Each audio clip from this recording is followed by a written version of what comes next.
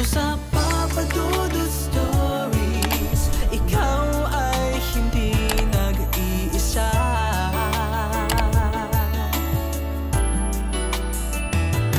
Dito sa Papa Dudut Stories, may nagmamahal sa'yo. Papa Dudut Stories, Papa Dudut Stories. Dear Papa Dudut, sa lahat po ng mga nakatutok ngayon, huwag pong kalimutan mag-like, mag-share at mag-subscribe. Maraming salamat po sa inyong lahat.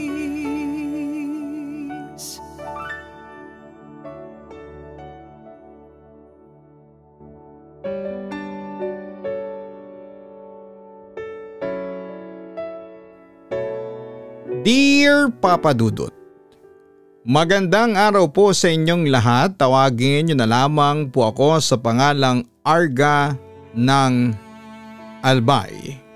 Loyal subscriber mo ako since 2024. Pero 2015 pa lamang ay nakikinig na ako sa programa mo sa radyo noong nasa Maynila pa ako nakatira. Siya nga pala na-inspired akong i-share ang aking kwento nang mapakinggan ko ang kwentong Umibig sa Dalakitnon ng inyong letter sender na si Daxy. Although hindi love story ang ibabahagi ko sa inyo ngayon. Papa Dudut, ang ikakwento ko sa inyo ay tungkol kay Lorian. Hindi niya totoong pangalan. At ang misteryosong bumabalot sa kanila ng kasama niya sa bahay, si Makoy. Matagal din akong naratay noon sa kama dahil sa sakit na hindi maipaliwanag. Ang sabi nila ay kinulam daw ako pero hindi matukoy na mga albularyo kung sino ang gumawa noon sa akin. Kaya naman nagpasya na lamang ang mga magulang ko noon na dalhin ako sa isang paring exorcist.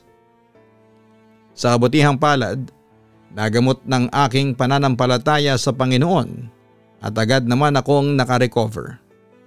Nawala na yung pagiging magugulatin ko at regular na pananakit ng ulo.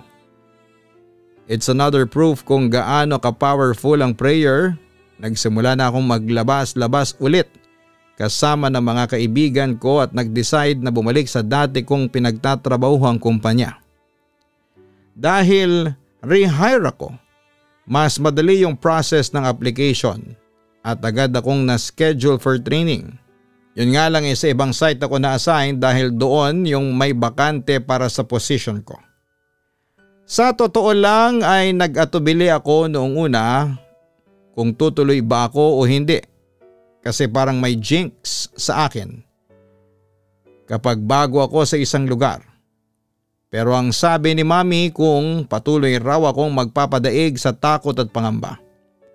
I will never be able to put a foot forward. Part na raw ng pagkatao ko yung anumang ability na meron ako. Kaya lumabas man ako ng bahay o hindi ay makakakita pa rin ako. Makakaramdam at makakaranas ng mga kakaibang bagay.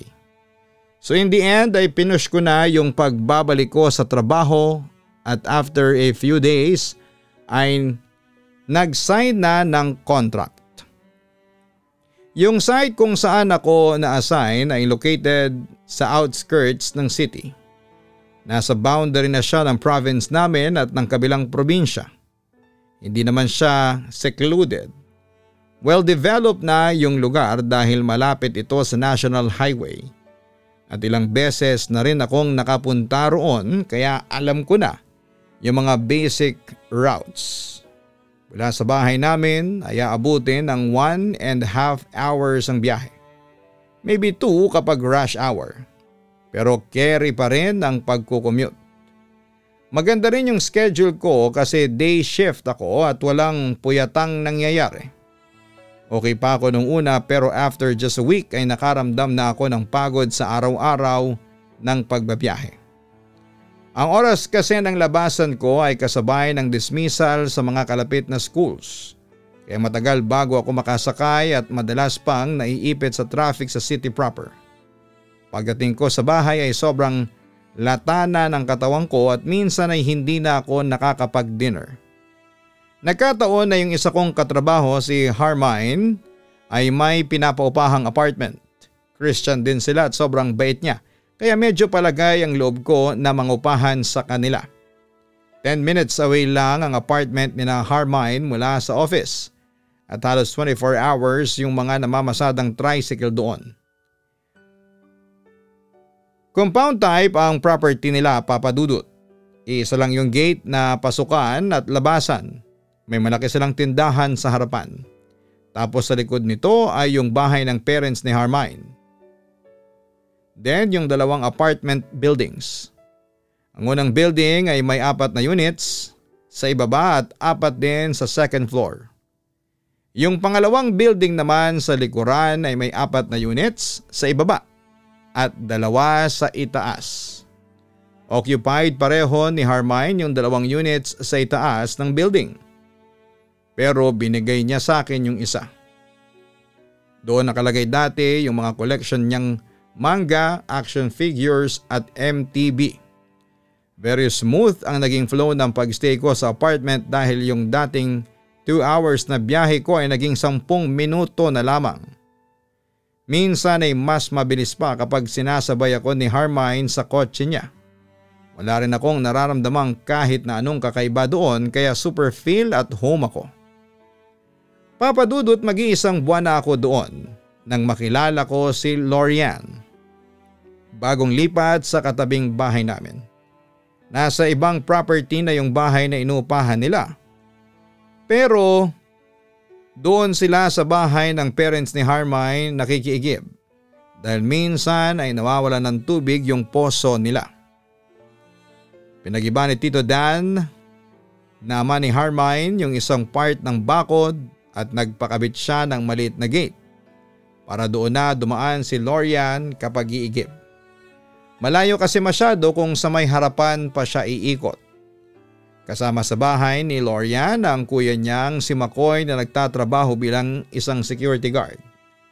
Sa tansya ko ay 15 or 16 years old lang si Lorian samantalang si McCoy ay parang nasa mid-30s na. Up and down din yung bahay nila at kahilera ito ng building 2. Maliit lang yung space sa pagitan ng bahay ni na Lorian at ng apartment namin. And since yung unit ko ay nakapwesto sa dulong malapit sa bakod, nakikita ko yung loob ng kanilang second floor kapag nakabukas yung mga bintana nila. Minsan, maaga akong nakakauwi kaya naisipan kong maglaba. Habang nagsasampay ako sa may veranda sa harapan ng kwarto ko, nakita ko si Lorian sa second floor nila at nagsampay din doon sa isang bakanting kwarto. Bakante as in walang gamit kahit na isa. Yung itaas ng bahay ni na Lorian ay gawa sa kahoy na tabla at yung sa ibaba lang ang sementado. Bali parang bahay matanda siya na ni-renovate yung sa ibaba. Malalaking kapis windows yung mga bintana sa itaas. May 2 panel kung saan yung isa ay ini-slide pa kanan tapos yung isa ay sa kaliwa naman. So yun na nga Papa Dudut, nagkwentuhan kami saglit ni Lorian. Nasa bintana siya at nasa veranda naman ako at nabanggit niya na hindi pa siya nanananghalian. Medyo naawa naman ako sa kanya kaya naman pinapunta ko siya sa unit ko para kumain. Gutom na gutom ang bata at halos hindi ko makausap habang kumakain. Hinayaan ko na lamang muna at hinintay siyang matapos. Medyo nahiya pa siya dahil naubos niya yung binili kong rice. Pero tumawa lamang ako. Nagkwentuhan pa kami at doon ko nalaman na kapag uuwi ang kuya niya ay 8 PM ay doon pa lamang siya makakakain. Wala raw kasi siyang pera at umaasa lamang sa iuuwing pagkain ni McCoy. Pagkatapos niyang kumain ay aalis ulit ang kuya niya upang bumalik sa trabaho. So basically, uuwi lang si McCoy para hatiran ng pagkain si Lorian at para na rin maligo saka magpalit ng damit. Double shifting daw sila sa work kaya doon na siya natutulog. Hindi ka ba binibigyan ng pera ng kuya mo? Tanong ko kay Lorian. Hindi po Ate Arga. Baka daw ipanglakwatsa ko lang. Sagot naman niya. Saan ka ba maglalakwatsa dito? Ilang taong ka na ba? Tanong ko ulit. 16 po. Magse-17 na next month. Sagot ni Lorian. Hanggang grade 10 lang ang natapos ni Lorian at tumigil na siya sa pag-aaral. Nang mamatay daw ang mga magulang nila ay palipat-lipat sila ng bahay ng kuya niya dahil sa trabaho nito. Doon na rin siya nag-decide na tumigil at namalagi na lamang sa bahay. Nang hinayang ako kasi halos kaedad lang siya ng bunso namin. Ayaw mo na ba talagang bumalik sa school? Sayang naman, 2 years na lang at senior high school graduate ka na. Pwede ka nang mag-work noon, ang sabi ko. Umiling lamang siya at biglang nagpaalam na uuwi na. Mga bandang 8:00 habang nagliligpit ako sa kusina ay nakita ko yung bracelet ni Lorian sa lababo. Inubad niya siguro yon noong hinuhugasan niya yung mga pinagkainan niya. Kinuha ko yon at lumabas para isoli sa kanya. Pumunta ako sa side gate at tinawag si Lorian pero walang sumasagot. Nakasindi naman yung mga ilaw sa loob kaya naisipan ko na baka hindi niya lamang ako naririnig. Tuluyan na akong pumasok sa gate at kumatok sa front door nila.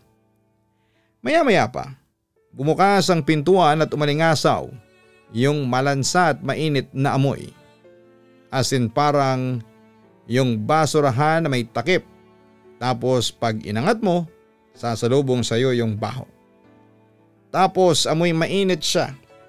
Ewan ko kung paano i-explain ito pero ito yung amoy na parang kapag nagpapakulo ka ng tubig tapos yung steam amoy mainit. Mahirap i-describe. Siguro isasabihin ng iba na baka na-feel ko yung init at hindi ko naamoy pero I'm very sure na amoy talaga yun yung sensation na sumasalubong sa akin. Dumungaw si Makoy at tinanong kung ano ang kailangan ko. Half lang yung pagkabukas niya ng pintuan pero sapat na rin para masilip ko yung loob ng bahay. Napatingin ako sa likuran niya at nakita ko si Lorian na nakaupo sa may kusina nila at nakatingin sa amin. Nang makita niya rin ako ay napatayo siya. Nginitian ko naman siya kaya nilingon siya ni Makoy. Isusoli ko lang tong bracelet ni Lorian, sagot ko kay Makoy.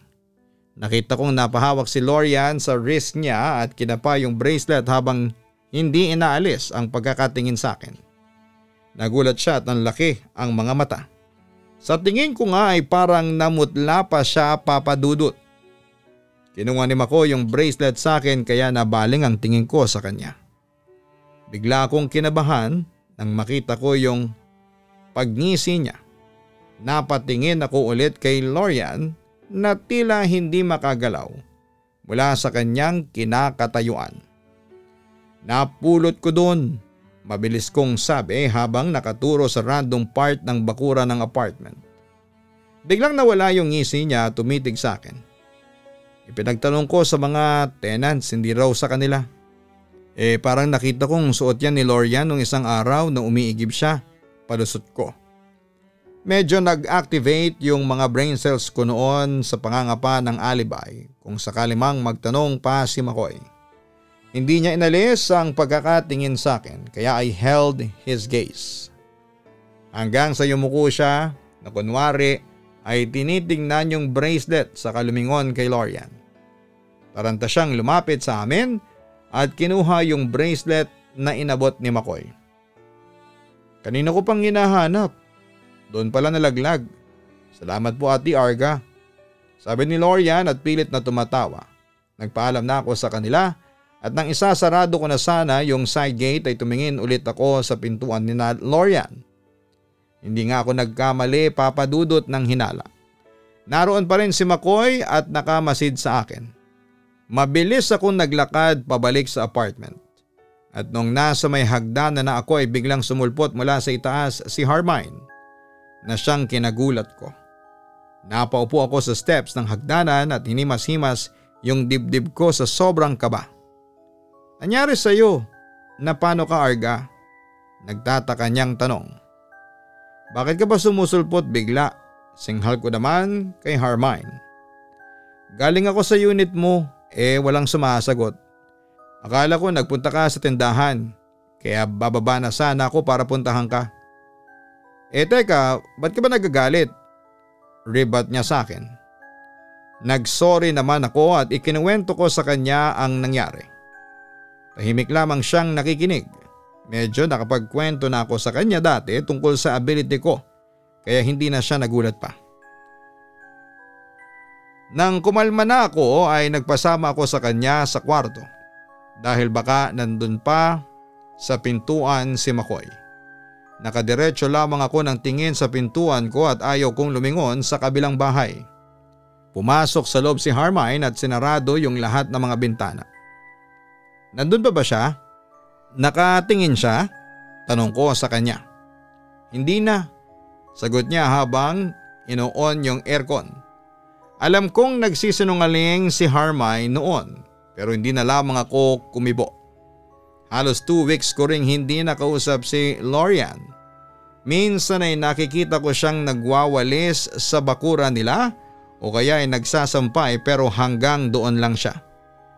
Hindi na rin siya umiigib kina Tito Dan. Pakiramdam ko ay iniiwasan niya ako dahil kapag nakita niyang papalapit ako ay pasimple siyang lumalayo. Isang gabi malakas ang ulan at nawala ng kuryente. May generator naman sa apartment pero hindi pwedeng gamitin yung mga air condition namin. Binuksan ko yung bintana para pumasok yung hangin at di sinasadyang napatingin ako sa kabilang bahay. First time kong nakitang bukas yung pinakadulong bintana sa second floor. Nina Lorian. Dati kasi lagi nakasarado yon at hindi nila binubuksan. Sa loob ng kwarto ay may mahabang table na nakadikit sa pader at sa ibabaw nun. Nakapatong doon yung iba't ibang mga pangrelihiyong rebulto. May pabilog na kandila sa gitna na nagbibigay ng kaunting liwanag sa paligid. Nung buksan ko yung bintana sa may kusina, umabot sa loob ng kwartong may rebulto yung projection ng ilaw ko. Medyo humina na yung ulan this time, kaya mas visible na yung loob ng kwarto. Sobrang dami ng mga rebulto at yung iba ay parang basag na o may part na putol. Sinarado ko na lamang ulit yung bintana sa kusina dahil medyo creepy yung vibes noong kwarto. No offense to any religion or religious belief, pero iba po kasi talaga yung itsura ng mga rebultong yon. Nakahiga ako sa sofa noon habang kachat ko si Harmine na nasa kabilang room lang naman nang may narinig akong kalabog galing sa labas. Yung bahay lang ni na Lorian ang naroroon sa direksyon kung saan ay galing ang tunog na yon. Kaya payuko akong lumapit sa bintana sa sala at sumilip ng kaunti. Sarado yung bintana ng kwartong may rebulto. Previously ay may mga nakasinding kandila sa ibaba ni na Lorian pero ngayon ay wala na. Madilim at tahimik yung kabuuan ng bahay. Bumalik na ako sa sofa at pag upo ko, may kumalabog na naman. Mas malakas yung tunog this time na parang may kasangkapang nahulog. Chinat ko si Harmine tungkol dito. Nag-alala ako para kay Lorian dahil baka sinasaktan siya ng kanyang kuya. Bandang 8:00 yon ng gabi so sigurado kong nasa bahay si Makoy. Kinulit ko ng kinulit si Harmine na i-check si Lorian hanggang sa mapapayag ko siya. Nakasilip ako sa bintana at pinapanood si Harmine habang papalapit siya sa kabilang bahay. May dala siyang isang balot ng kandila na kunwari ibibigay sa kanila. Ilang minuto rin siyang kumakatok bago siya pinagbuksan. Hindi ko naririnig yung sinasabi ni Harmine pero matagal din siyang nakipag-usap sa may pintuan. Pag-akyat niya, sinabi niya sa akin na si Lorian ang nagbukas ng pinto. Kumakain daw ito nang dumating siya kaya hindi agad napagbuksan. Tinanong ko kung naroon sa bahay si Makoy pero sabi ni Harmine ay mag-isa lamang si Lorian. Ang ipinagtataka lang ni Harmine ay yung sinabi ni Lorian na may kandila raw sila kaya at first ay ayaw niyang tanggapin yung mga binibigay niya. Kung may kandila pala sila bakit siya magtitiis sa dilim habang kumakain, hindi ba? And even after tinanggap ni Lorian yung mga kandila ay hindi rin niya sinindihan ang mga ito. Nakatulugan ko na yung pagchat-chat namin ni Harmine at nagising na lamang ako nang lumakas ulit yung ulan. Dali-dali akong bumangon sa sofa at tinungo yung bintana para isarado. Nagtaka ako nang makita ko yung mga maliliit na sanga at mga dahon doon sa ledge ng bintana. Wala namang puno sa pagitan ng apartment at bahay ni Lorian. Ang pinakamalapit na puno sa kwarto ay yung mga nakatanim pa doon sa harapan ng tindahan ni Harmine. Posibleng tinangay ng hangin pero hindi matanggap ng utak ko kasi sobrang layo ng mga puno para mapunta dito yung mga dahon. Luminga-linga ako sa paligid at napansin kong may kuryente na pala. Nakasindi na yung mga ilaw at mga poste sa daanan at mga kalapit ng bahay. Tanging yung bahay ni Lorian na lamang ang madilim. Inislide ko na para masarado yung bintana pero napatigil ako nang napaangat ako ng tingin sa may bubungan ng bahay nila. Nung una ay hindi ako sigurado dahil nabe-blurred ng ulan ng vision ko. Pero nang matagal ko na itong tinititigan ay nakumpirma kong may tao roon na nakaharap ito sa gawi ko. Legit na kumabog ang dibdib ko right at that moment. Patay mali siya kong inislide yung window at hinila pasarado ang kortina. Hindi ko alam ang gagawin ko at lalo akong nataranta. Nang ma-realize ko yung pwesto ko kanina habang natutulog sa sofa ay saktong matatanaw ng sinumang nasa bubong ni Lorian. Chinat ko si Harmine pero offline na siya. Ayoko namang lumabas para katukin siya dahil baka umakyat yung tao sa veranda. Chinek ko yung lock ng pinto at mga bintana saka ako pumasok sa kwarto. Sobrang creepy noon, Papa Dudut. Kasi ang lakas ng ulan sa labas pero nandun siya sa bubong at nagmamasid.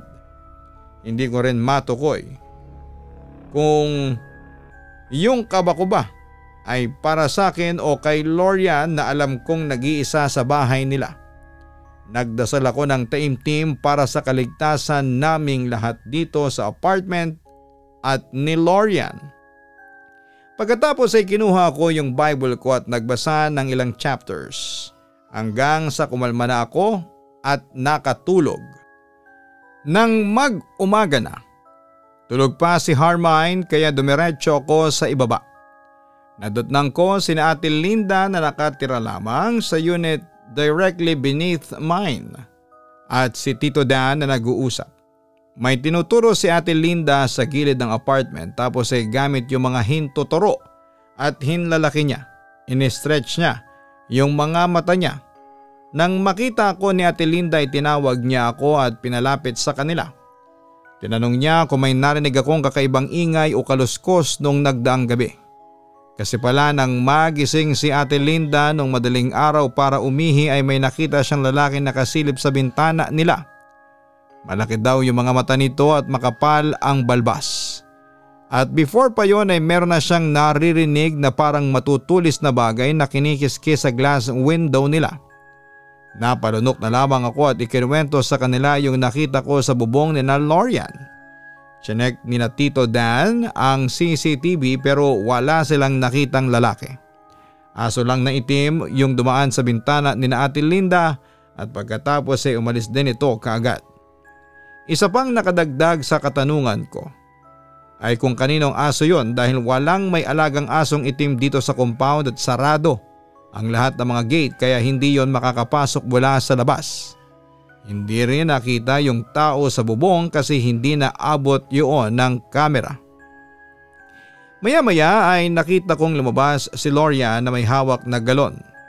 Pero nung nakita niya akong nasa labas ay kagad siyang pumihit pabalik sa loob nila. Medyo nasiwa ako dahil wala naman akong ginawa sa kanya para tratuhin niya ng ganon.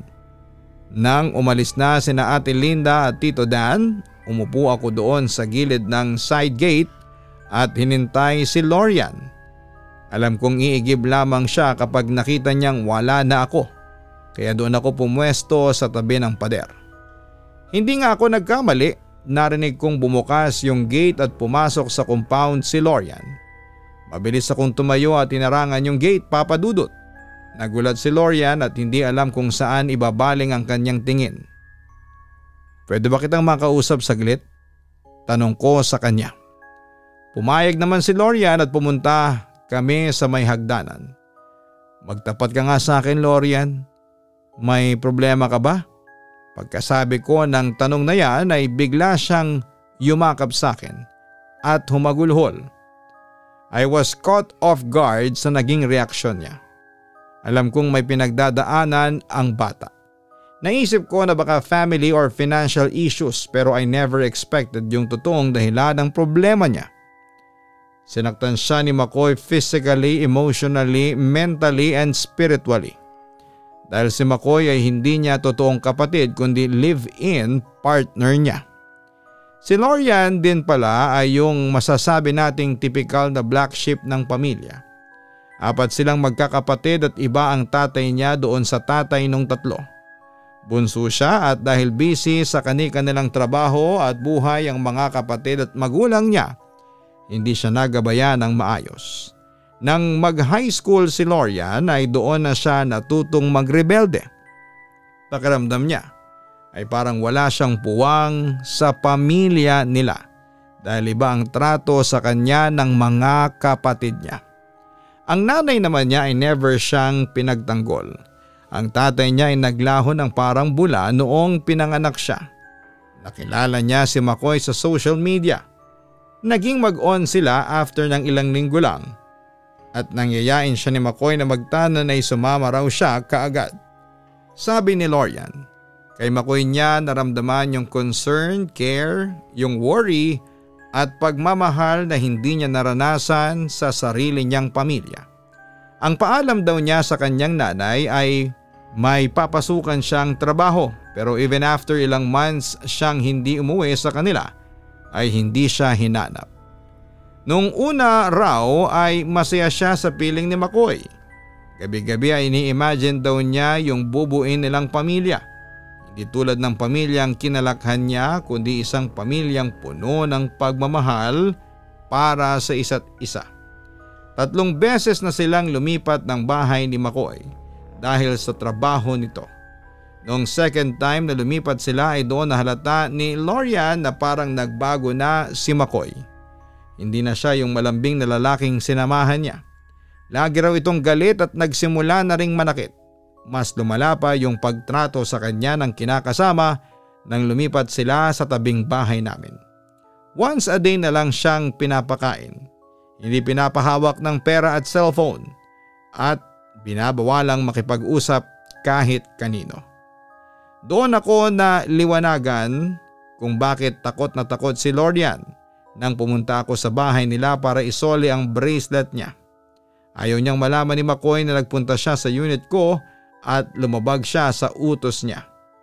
Buti pala ay nakapagpalusot ako kaagad that time kaya isang sampalang ang inabot ni Lorian.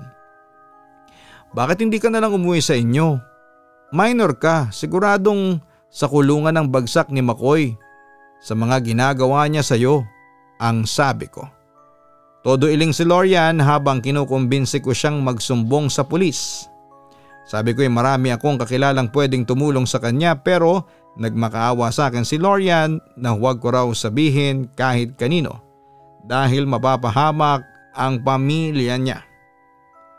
Hindi niya magagawa yun kung nasa kulungan siya, ang sabi ko. Magagawa niya, Ate Arga. Marami siyang paraan para magawa ang isang bagay na gusto niya. Giit ni Lorian. Napataas ako ng kilay.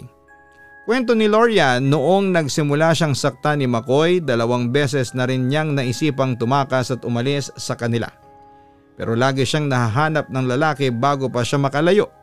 At doon siya pinagbantaan ni McCoy na mapapahamak ang pamilya niya kapag nagtangka ulit siyang umalis. Bagamat galit si Lorian sa nanay at mga kapatid ay hindi pa rin niya maatim na may mangyaring masama sa kanila kaya wala siyang magawa kundi ang manatili na lamang kasama ni McCoy. Masasabi nating wrong choice yung ginawa ni Lorian pero paano kung yun lang naman ang choice na meron siya.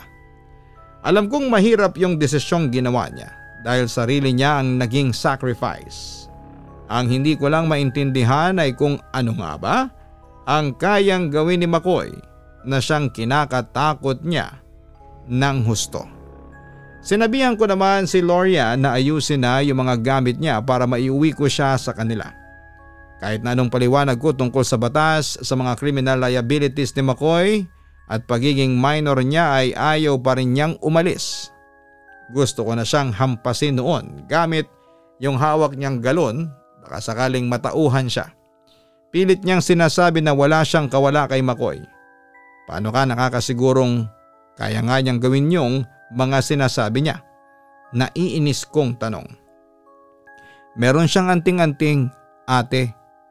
Yung santo dinadasalan niya kaya alam kong may iba siyang kayang gawin na hindi kaya ng normal. Pagtatapat ni Lorian, bigla ko naalala yung mga rebultong nakita ko sa isang kwarto. Yun kaya yung tinutukoy niya. Nagulat ako nang hilahin niya yung braso ko at pinisil-pisil yon. Ate Arga, paano kaya kung kunin ko yung isang santo niya? Sirain ko. Siguro hindi na niya ako mahahanap, no? Nababaka sa boses niya ang desperation. Biglang tumakbo si Lorian pabalik sa bahay nila kaya sinundan ko siya.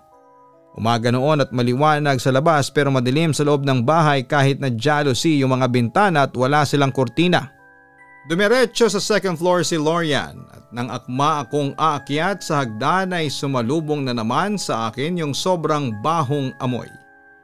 Napilitan akong lumabas para makalanghap ng hangin. Tinatawag ko si Lorian pero hindi niya ako sinasagot. May narinig ako na parang mga drawer na bumubukas sarado at mga gamit na hinahalungkat. Sinubukan kong pigilan yung hininga ko at mabilis na pumasok ulit sa bahay. Pag-akyat ko sa second floor ay nakita ko si Lorian sa kwarto kung saan ay nakalagay ang mga rebulto. Sa right side ko ay naroon ang kwartong bakante kung saan ay nagsasampay si Lorian. Kung 100% yung baho ng amoy mula sa ibaba pagpasok ko sa kwartong may rebulto ay naging 500% kaya napatakbo ako sa bakanteng kwarto at nagsuka doon sa bintana. Narinig ni Lorian yung pagduduwal ko kaya lumapit siya at tinanong kung napano na ako. Hindi ba naamoy yung mabaho? Tanong ko sa kanya habang nagpupunas ng luha. Suminghot-singhot siya at pagkatapos ay umiling. Wala naman ako naaamoy, sabi pa niya. Medyo naka-adjust na ako ng kaunti sa amoy kaya hindi na ako nasuka. Pero nasusuffocate pa rin ako. Bumalik kami sa kabilang kwarto at tinuloy ni Lorian yung paghalungkat sa mga gamit. Bakit sira-sira ng mga ito? Tanong ko kay Lorian habang tinuturo yung mga rebultong nasa mesa. Hindi rin sigurado si Lorian pero kay McCoy daw ang mga yon. Dala-dala niya kahit saan sila lumipat ng tirahan. Yung ibang mga rebulto ay sobrang luma na nila at hindi na halos makilala dahil nabakbak na yung mga pintura at uka-uka na yung mga katawan. Pero meron ding iba na parang bago pa lamang. Wala ni isa man sa mga rebultong yon ang maayos. Lahat ay may putol na parte, either yung ulo, kamay, paa o kaya ay kalahating bahagi ang nawawala. Napatingin ako doon sa kandilang nasa gitna ng mesa. Sinlaki ng platito yung pagkabilog niya at mga kalahating dangkal naman ang taas. Kulay white yung kandila pero yung melted wax sa itaas ay kulay red. Inilapat ko ng kaunti ang ulo ko sa kandila at napaubo dahil doon ang galing yung mabahong amoy. Inangat ko yung kandila mula doon sa rectangle na lata.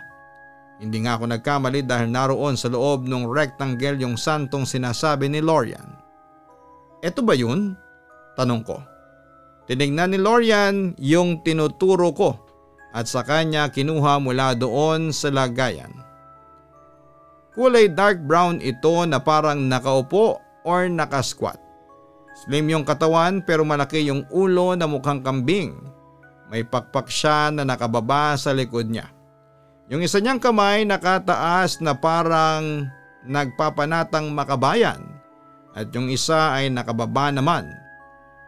Kinuha ko ito, Papa Dudut, kay Lorian pero ayaw niyang ibigay. Babasagin niya raw. Akin na nga, sisirain ko, sabi ko sa kanya.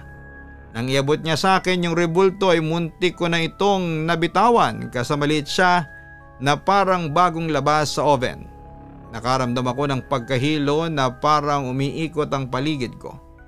Umakyat yung init at tila naipon sa tenga ko. Iniling ko yung ulo ko para mawala yung pagkahilo ko pero lalo itong lumala. Alam kong nabigkas ko yung pangalan ni Lorian noon kasi parang narinig siya na tinatawag ako. Hindi ko na gaanong maaninag ang paligid. Nakatayo ako pero parang pakiramdam ko ay nahuhulog ako mula sa isang mataas na lugar. Yung bang kapag biglang babagsak yung roller coaster tapos yung tiyan mo ay parang wala na siyang laman. Ganon yung naramdaman ko that time, Papa Dudut. Split second lang siya pero sari-saring sensation ang bumalot sa akin. Then kung gaano biglang dumating yung kakaibang feeling ay ganon din siya biglang nawala. Akala ko noon ay napoposes ako kaya ilang sandali ko ring pinakiramdaman ang sarili ko. Nang makasigurado akong okay pa rin ako, tiningnan ko ulit yung rebulto at sigurado akong demonic ang rebultong yon. Ang hindi ko lang sigurado ay kung kaya ko ba yung basagin kasi solid yung hardness niya. Pero parang hindi naman siya ceramic. Hindi siya kahoy at hindi rin metal. Kinakapa ko yung texture niya pero hindi ko talaga matukoy kung saan ito gawa. Iniisip ko rin kung ano ang sasabihin ko kung sakaling may biglang lumabas mula rito at magpakita sa amin ni Lorian. Nasa ganong pagmumuni-muni ako nang mag-ring yung phone na nasa bulsa ko. Biglang nag-kick in yung naipong adrenaline rush at napasigaw ako ng in Jesus name. Sabay pisil ko ng mariin doon sa rebulto. Pasmado yung mga kamay ko, Papa Dudut, kaya may pagkaklamsi ako minsan. Ultimo ballpen o lapis madalas ko pang mabitawan.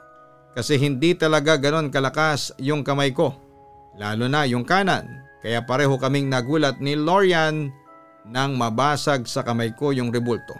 Itinapon ko sa sahig yung mga basag na fragments at napaurong ako. Paano mo nagawa yun, Ate Arga? Takang tanong ni Lorian sa akin.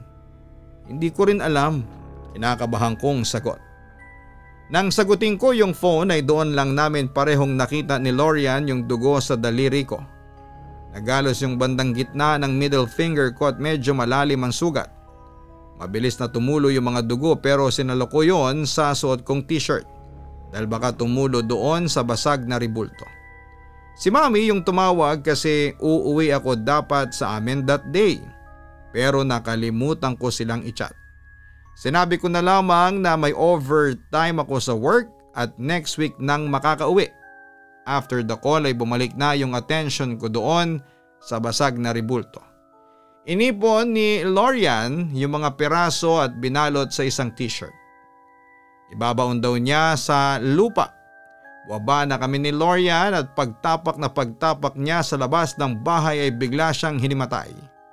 Nagpanik ako kasi sobrang putla niya at mukhang hindi na humihinga. Alam ko kung paano mag-CPR pero sa sobrang tarantay na blanco ang utak ko. Kaya ang nagawa ko na lamang ay magsisigaw at humingi ng tulong. Yung asawa ni Ate Linda ang unang nakakita sa amin. Bakit mo sinaksak? Sigaw niya sa akin kaya nagsilabasan yung ibang mga tenants. Akala niya sinasaktan ko si Lorian dahil may dugo sa kamay at damit ko. Hindi po, hinimatay siya, sigaw ko rin. Kaagad niyang binuhat si Lorian at dinala sa terrace nila. Nang ayaw talagang magising ni Lorian ay pinabuhat siya ulit ni Ate Linda para madala na sa ospital.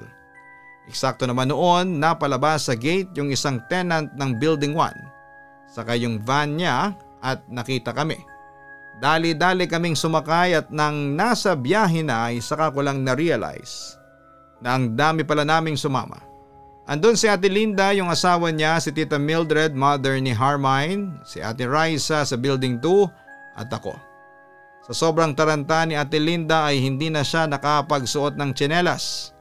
Nang malapit na kami sa ospital ay nagising si Lorian at nagsisigaw. Akala daw niya ay nakidnap siya. Nagtawanan kaming lahat dahil para kaming nasa sitcom. Babalik na sana kami ng apartment pero sabi ni Ate Raisa ay mabuting magpatingin na siya si Lorian para malaman kung bakit siya hinimatay. Nakita rin nila yung sugat sa kamay ko at tinanong kung napano yon. Sabi ko ay nagalos lang.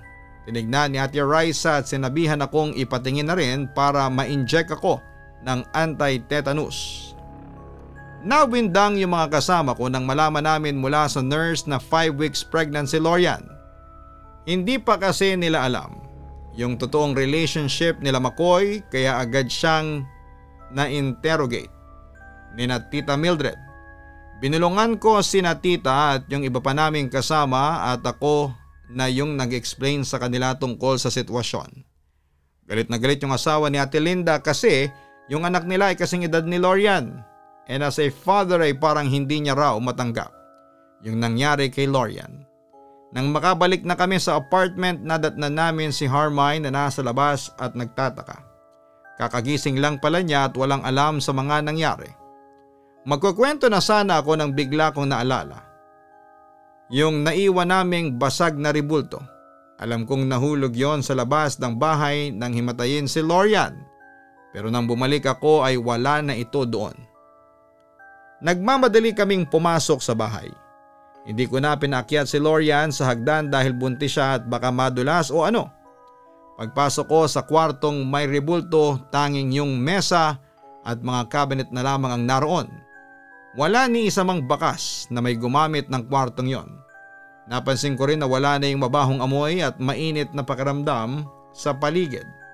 Pagbaba ko ay hindi pa man ako nakakapagsalita ay inunahan na ako ni Lorian. Galing siya sa kwarto niya at parang nalilitong nagsalita. Ate Arga, wala na yung mga gamit ni McCoy, ang sabi niya. Sa taas din wala na ni isang gamit. Saad ko naman. Si McCoy ba? Bakit nag-away ba kayo? Nakita ko siyang umuwi kanina eh. Pero hindi ko nakitang umalis kasi pumunta na ako sa tindahan. Sabi pa ni Harmine. Ikinuwento namin sa kanya mga nangyari at pati siya ay nagalit. Doon lang niya napansin yung dugo sa damit ko at naka-bandage na daliri. Sinabihan niya si Lorian na mag-report kami sa police station dahil mukhang tinakbuhan siya ni McCoy. Hindi naman na pumalag si Lorian, siguro ay dahil shock pa rin siya sa mga nangyari at sa balitang buntis siya. Nagpahinga ko saglit at pagkatapos ay pumunta na kami sa police station. Iiwan na lang sana namin si Lorian kina Ate Linda pero nagpilit siyang sumama para magbigay ng statement. Nadaanan namin yung grocery warehouse kung saan ay nagtatrabaho si McCoy bilang guard at naisipan ni Lorian na subukan muna naming hanapin si McCoy doon. Feeling ko sa kabila ng lahat ay umaasa pa rin si Lorian na hindi siya tinakbuhan ng ama ng kanyang pinagdadalang tao. Pumunta si Harmine sa guardhouse at nagtanong pero sinabihan siya ng naka-duty na guard na walang McCoy na nagtatrabaho doon. Waba si Lorian kaya sumunod ako at nagtanong siya ulit. Parang nagdududa yung guard sa mga tanong namin kaya sinabi ni Lorian na asawa niya si McCoy at ibibigay lang yung susi ng bahay dahil aalis siya kasama kami. Pero same pa rin yung sagot ng guard na wala siyang kakilalang McCoy doon. May dalawang lumapit na empleyado na tinanong din namin pero maging sila'y walang McCoy na kakilala. Dinescribe pa ni Lorian ang itsura ni McCoy pero same answer lang din. Pagbalik namin sa kotse, nakiusap si Lorian na subukan naming puntahan ang dating pinasukan ni McCoy. Naawa kami sa kanya kaya kahit sa kabilang bayan pa yon ay sinamahan namin siya. Same story. Nang magtanong kami doon sa factory na dating pinagtrabahuhan ni McCoy, wala sa mga guard na naroon ang nakakakilala sa kanya. Doon na tuluyang umiyak si Lorian. Lubos siyang nagtiwala sa mga sinabi at ipinakita ni McCoy kaya ngayon ay lubos din yung sakit na nararamdaman niya. Kung hindi pala nagtatrabaho si McCoy ay saan ito pumupunta kapag aalis ng bahay? Sana pala'y nagtanong ako. Sana'y nagduda ako kung bakit wala siyang pinakilala sa akin kahit isa man lang na kaibigan o katrabaho. Hindi ko man siya nakasalong kumain kahit na isang beses. Sabi ni Lorian habang umiiyak. Tinanong ni Harmine kung sigurado ba siyang totoo yung pangalan na ipinakilala ni McCoy sa kanya. Hindi nakaimik si Lorian. Sinearch namin sa Facebook pero hindi namin mahanap. Pati yung account ni Lorian ay mukhang deleted na rin. Nagyaya na lamang na umuwi si Lorian pero nakumbinse siya ni Harmine na magpa-blotter muna para kahit paano ay magkaroon naman ng resulta ang paglabas namin. For a week nagstay muna sa unit ko si Lorian habang naghahanda siyang umuwi sa kanila. Naghati kami ni Harmine ng pamasahe ni Lorian pabalik ng probinsya niya at sa konting pocket money na pambili ng gamit para sa baby niya. Nang makaipon na siya ng sapat na lakas ng loob ay hinatid na namin siya ni Harmine sa terminal. Nung una ay hesitant ako na hayaang umalis si Lorian kasi baka hindi naman siya umuwi sa kanila o di kaya ay ipalaglag niya ang bata. Ang sabi ko sa kanya, ano man yung totoong identity ni McCoy, gaano man kasakit yung ginawa niya sa kanya, yung baby niya ay walang kasalanan doon. Nawala man sa buhay niya si McCoy, binigyan naman siya ni God ng anghel na magiging kasama, karamay at kapantay niya hanggang sa kanyang pagtanda. Nangako naman si Lorian sa akin na hindi niya ipapalaglag ang bata at gagawin niyang inspirasyon ang baby para ayusin ulit ang buhay niya. Makalipas naman ng halos 5 araw may tumawag sa akin na unknown number si Lorian. Nagpapasalamat siya dahil nakauwi siya ng maayos sa kanila. Nakausap ko rin ang kanyang nanay at isa sa mga ate niya. Yun na ang huling balita ko kay Lorian. Minsan ay nag-text ako doon sa number na ginamit niya pero walang nag-reply. Sinubukan kong tumawag pero cannot be reached na yung number. I tried to reach her name in Facebook pero puro kapangalan lang niya ang nakikita ko. Ganun pa man ay gabi-gabi kong pinagpapanalangin na sana'y iligtas ni Lorian at yung kanyang baby. Na sana'y masaya siya sa kanyang buhay na kahit nagkaroon man siya ng maraming pagsubok ay mahanap na rin niya ang inaasam na ginhawa. Papa Dudut, dito na po muna nagtatapos ang aking kwento. Maraming salamat po sa pagbasa hanggang sa ending. Real story po ito at pinalitan ko yung mga pangalan at ibang minor details. Hanggang ngayon pala ay nandito pa yung scar na galing doon sa nabasag na ribulto. Tinatry kong i-search yon based sa itsura niya at may mga images na lumabas. Not exactly the same as the one na nakita ko pero kapareho ng concept. Hindi ko rin po alam kung ano ang nangyari kay McCoy at paano niya nakuha ang lahat ng gamit niya sa bahay na para bang never siyang nanggaling doon. No traces kahit kaunti. Tapos ay wala ring nakakita sa kanya na naghakot ng gamit paalis. Kahit pa 2 o 3 bags lang yung dala niya. Dapat ay merong makakapansin lalo na at umaga that time. Marami kaming pinagtanungan ni Harmine kasama na yung may-ari ng inuupahan nilang bahay. Weird kasi kilala nila si McCoy pero walang makapagsabi ng anumang info tungkol sa kanya. Walang copy ng mga documents niya. Walang pictures, pati sa mga CCTVs ay walang nai-record kahit kaunting sulyap man lang mula sa kanya. So ewan ko kung paano niya nagawang maglaho ng basta-basta. May joke naman si Harmine sa akin na baka raw si McCoy yung ribultong nabasag sa kamay ko. Na hindi talaga ito tao at maari daw na si Lorian ay isa lamang sa mga babaeng naging biktima niya. Hindi seryoso noon si Harmine noong sinabi niya sa akin yon. Pero ako ay napag-isip-isip ko na baka nga hindi talaga tao si McCoy. Papa Dudut at sa lahat ng mga ka-online na nakikinig ngayon, sana po ay may natutunan po kayo sa naging experience ni Lorian. Maraming pagsubok ang maaaring dumating sa buhay natin pero palaging tandaan na walang problemang hindi nalalampasan. Hindi solusyon ang pagre-rebelde. Ang solusyon ay yung pag-build up natin sa ating mga sarili to become a better person, a stronger person, and a happier person. Una nating mahalin at i-appreciate ang ating mga sarili. Dahil kung binavalue natin ang ating pagkatao, how other people see us doesn't matter anymore. Mapapamilya man yan, mga kaibigan o kakilala. May time na ida-down nila tayo. Ang mahalaga naman ay nariyan si God na tutulungan tayong itayo ang ating mga sarili basta lumapit at magtiwala lamang tayo sa Kanya. Muli maraming salamat at magandang gabi sa inyong lahat. Lubos na gumagalang, Arga. Maraming salamat Arga sa pagbabahagi mo ng iyong kwento sa aming programa. Ang buhay ay puno man ng pagsubok yan, pero hindi dapat tayo sumuko o panghinaan. Walang pagsubok ang hindi malalampasan, basta malakas lamang ang inyong kapit at paniniwala sa Panginoon.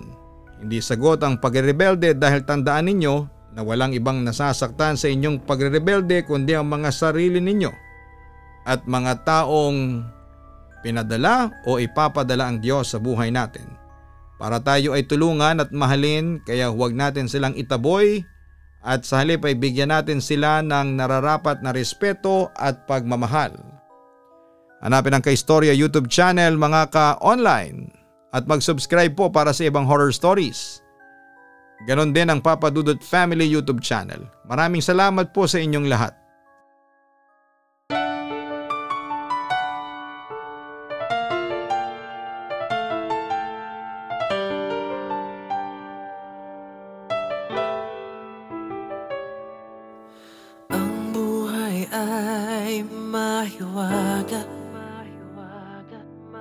Laging may lungkot at saya sa Papa Dudut Stories. Laging may karamay ka.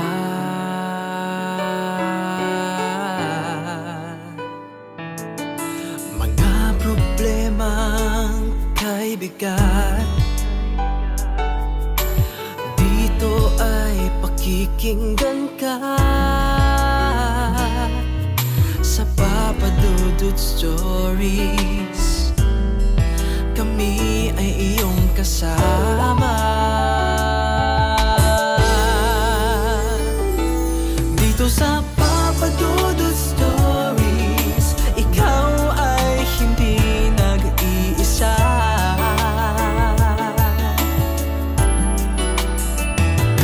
Dito sa Papa Dudut Stories, may nagmamahal sa'yo. Papa Dudut Stories, Papa Dudut Stories.